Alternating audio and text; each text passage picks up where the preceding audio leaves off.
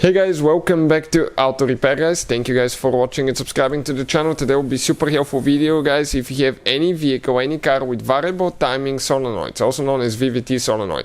Most newer vehicles past guys like 2005, they'll have variable timing systems, and we'll explain how to test and clean variable timing solenoid because sometimes they don't go bad guys. Most of the times they don't go bad. We'll explain what can cause that, how to clean them, make them function like brand new again.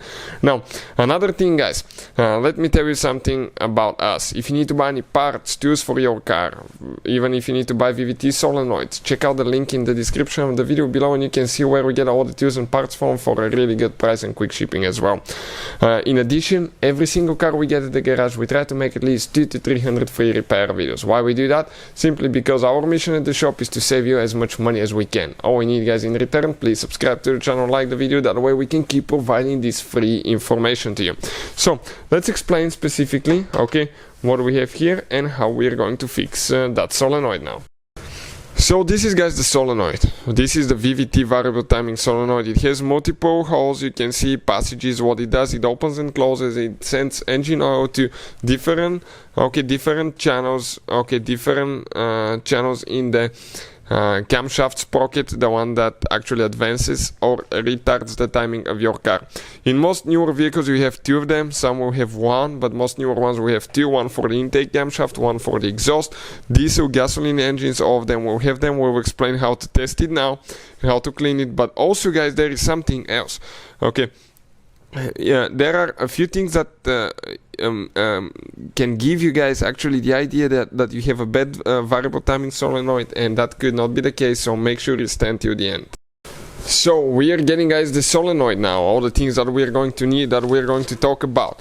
Okay, usually to clean the solenoids we use the throttle body cleaner or mass airflow cleaner. We're going to explain about leaky moly, that's magical stuff guys, engine flush, make sure you stand till the end.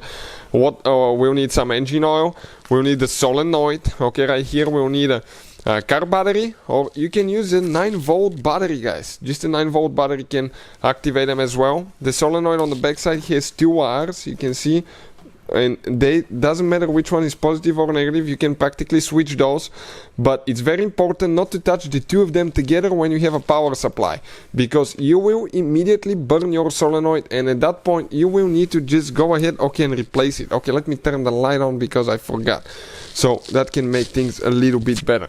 Okay, perfect. Now with that being said guys, okay, let's explain, okay, what we need to do now. Pretty simple. At that point, okay, we have the wires connected, and once we touch the second wire here, okay, listen how it's going to open and close. Let's switch the wires, you will see it still works the same way. Check it out now. Perfect. Great working solenoid, right?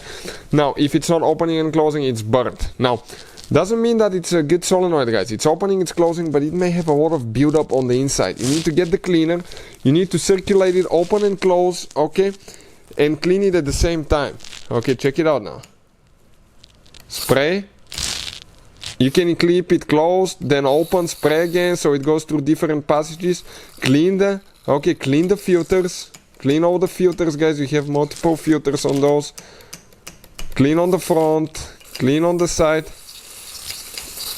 Okay, you can see all the stuff coming out. Open, close, and what I would even recommend, it's more efficient, if you fill up guys a little cup, okay, you can even submerge it and keep opening and closing and all the stuff will come out.